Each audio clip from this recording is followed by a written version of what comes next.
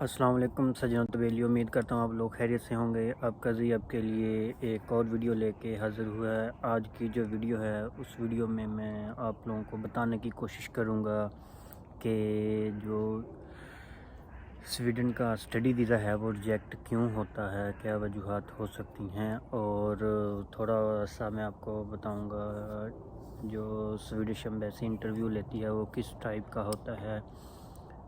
तो आप लोग मेरी वीडियो एंड तक देखिएगा। उम्मीद करता हूँ कि वीडियो देखने के बाद आपको कुछ न कुछ जो है वो थोड़ा बहुत आइडिया हो जाएगा। तो बगैर टाइम वेस्ट किए वीडियो को शुरू करते हैं। सबसे पहले जनाब मैं बताऊँगा कि वीज़ा जो है रिजेक्ट क्यों होता है, क्या वजूहात होती हैं। एक जो पहली वजह है वो ये है कि आपका जो वीज़ा है आपने लेट फाइल किया होता है।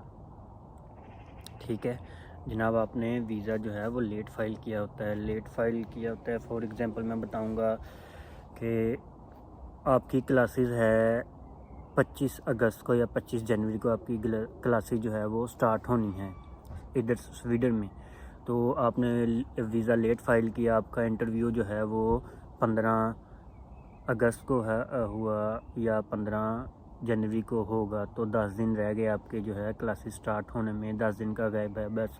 तो जब केस ऑफिसर लगेगा तो सारा वो देखता है कि कितना टाइम बाकी है क्लासेस शुरू होने को। जब उसने ये देख लेना है कि आपका जो है टाइम ही नहीं है, आपके पास 10 दिन है, तो आपने क्या करना है, तो जनाब आपका वीज़ा जो है सीधा रिजेक्ट होगा।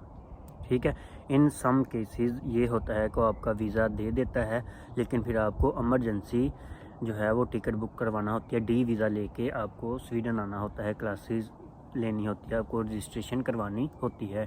सेम ऐसे ही मेरे साथ भी हुआ था, लेकिन जो है आपका मोस्टली वीज़ा जो है वो रिजेक्ट हो जाता है। तो दूसरी वजह ये है कि जब उसको आपकी जो स्टेटमेंट है, बैंक स्टेटमेंट है, वो उसमें कोई ऊंच नीच नज़र आती है। ठीक है, ऊंच नीच यानी कि जब आप वीज़ा फ़ाइल करते हैं तब वो हिस्ट्री नहीं मांगता आपकी ना। तो जब वो उसको शक पड़ जाए तो वो आपसे कह देता है कि आप जनाब अपनी जो है वो हिस्ट्री जितनी भी है, जब से स्टेटमेंट शुरू की है आपने, वो आप हिस्ट्री शो करवाएं। वो भी अपने डॉक्यूमेंट्स जो है वो साथ लेकर आने हैं। दूसरी वजह ये है। और तीसरी वजह जनाब ये है कि तीसरी वजह जो है वो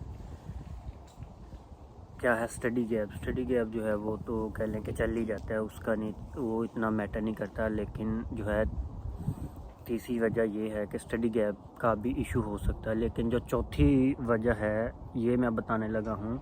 अगर आप ये चौथी वजह जो है ये आप कवर कर लेते हैं तो स्टडी गैप इतना मैटर नहीं करता। चौथी वजह ये है, जो मेन वजह है वीज़ा रिजेक्ट होने की, क्योंकि आपने इसी मकसद के लिए बाहर आना होता है ना।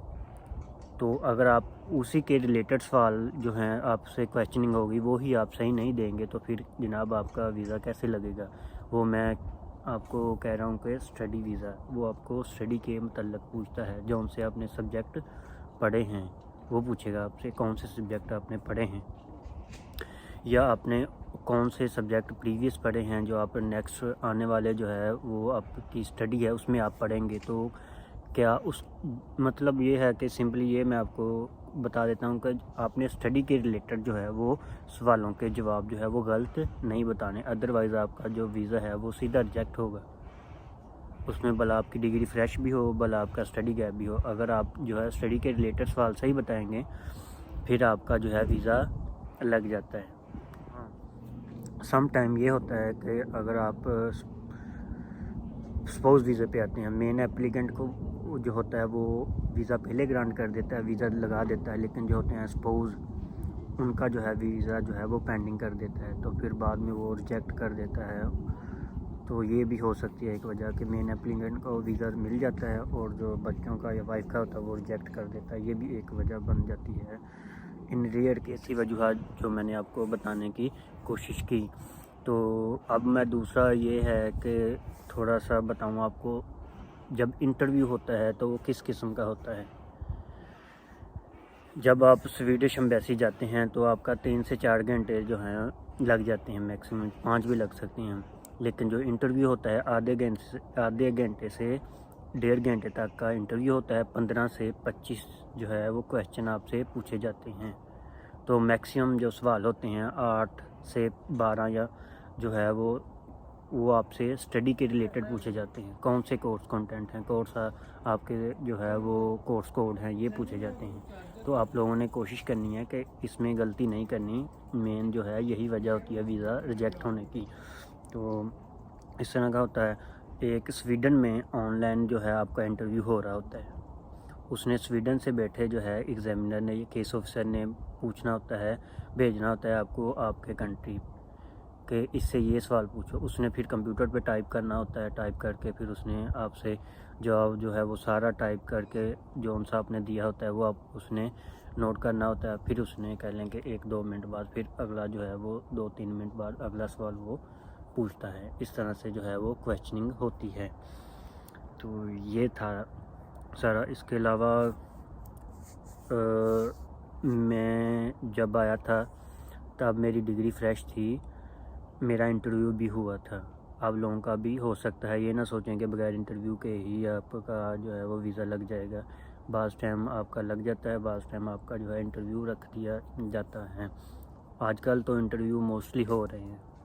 तो बस यही थी। इसके अलावा अगर आपको मेरी वीडियो अच्छी लगी हो, लाइक शेयर और सब्सक्राइब कर दीजिएगा। और प्लस ये है कि अगर जो मेरी प्रीवियस वीडियोस हैं उसमें मैंने बताया कि आपने पाकिस्तान जब रहना है, जब आपने वीज़ा अप्लाई कर दिया है तो कौन कौन से काम करने हैं, और स्वीडन में जो है आपने पाकिस्तान में रहते हुए क्या काम करने हैं। उसके अलावा मैंने बैंक स्टेटमेंट के रिलेटेड भी बताया है। अगर आप लोग मेरी प्रीवियस वीडियो भी देखें तो आपको कुछ ना कुछ आइडिया हो जाएगा। और इसके अलावा आपको कोई भी सवाल हो आप मेरे से जो है कमेंट में लीव कर सकते हैं, आप मुझे अप्रोच कर सकते हैं। तो मैं कोशिश करूँगा कि आप लोगों को उसका जवाब जो है वो दे सकूं। ये था जनाब मेरी आज की जो वीडियो। तो एक और बात, हाँ, अगर आप लोगों ने वीज़ा अप्लाई करना है, वीज़ा फ़ाइल करना है, अगर आप लोग कराची से हैं तो आप लोगों ने जो है वो कंसल्टेंट है ट्रस्ट वर्थ या ट्रस्ट वर्थी, उसके पास चले जाएं। वो आप लोगों का जो है वो वीज़ा फ़ाइल कर देगा, बशर्तिया आप ख़ुद नहीं कर सकते, आप मेरे जैसे हैं, निकम्मे से हैं। तो आप लोग जो है उधर जाके जो है अपना केस जो है वो करवा सकते हैं स्वीडन के स्टडी वीज़े का। कराची में अगर आप कराची से बिलोंग करते हैं तो आपने जो है ट्रस्ट वर्थी कंसल्टेंट हैं उनके पास चले जाना है। वो आपको जो है वो वीज़ा जो है आपका फ़ाइल कर देंगे। ये था प्रोसीजर सारा। और 19 में आया था। इस वक्त में जो मैं हूँ वो हूँ मैं वर्क परमिट पे, यानी कि पहला वर्क परमिट मिल गया है मुझे, जब दूसरा मिलेगा उसके बाद कह लें कि आपको पीआर मिल जाती है। तो उम्मीद है अगर आप लोगों का वीज़ा भी लग जाए, आप लोग भी आ जाएं इधर, तो आप लोग भी अल्लाह पाक आप लोगों को भी मेरी तरह जो है वो कामयाब कर दे। नहीं तो सब स्टूडेंट्स के लिए यही दुआ है, अल्लाह पाक सभी को कामयाब करे, लेकिन उसके लिए को मेहनत करना पड़नी है। सब कुछ मिलता है इधर, हर चीज़ है। जब आप आएंगे आप लोगों को बहुत जो हैं वो लोग डीमोटिवेट भी करेंगे, आपको मोटिवेट करने वाले भी होंगे, लेकिन आपने खुद डिसीज़न लेना है। ये मैं अपनी जो है लैदा वीडियो में आप लोगों को बताऊंगा कि आप लोगों ने जो है वो स्वीडन आते ही कौन कौन से काम करने हैं। अगर वो आप कर लेंगे तो इंशाल्लाह आप कामयाब हो जाएंगे, क्योंकि मैंने भी वही काम किए थे। तो अल्लाह पाक ने मुझे तो कामयाब कर दिया है और अल्हम्दुलिल्लाह इस पोजीशन में हूँ कि अब मैं अपना जो है अपना घर भी ले सकता हूँ।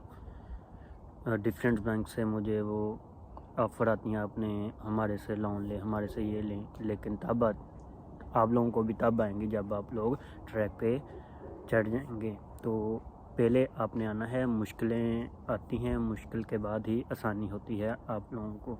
तो आप लोग आएँ, अल्लाह पाक आप लोगों के नसीब अच्छे करें। हर बंदा अपने अपने जो है वो नसीब लेकर आता है। आप लोगों ने मेहनत करनी है, स्ट्रगल करनी है, अल्लाह पाक जो है बाकी आपको फल देगा आगे। तो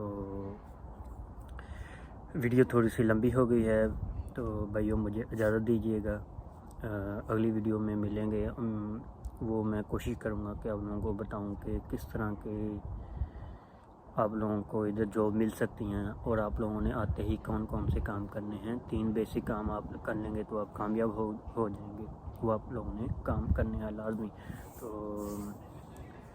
इस वक्त जो है स्वीडन का मौसम जो है बहुत प्यारा है, बहुत अच्छा है। तो मैं कोशिश करूँगा थोड़ा सा मैं आपको जो है व्यू भी दिखा सकूँ, आप लोगों को जो है थोड़ा सा दिखा सकूँ व्यू भी, वो भी आप लोग देखिएगा। तो इजाज़त दीजिएगा मुझे, अल्लाह हाफिज़।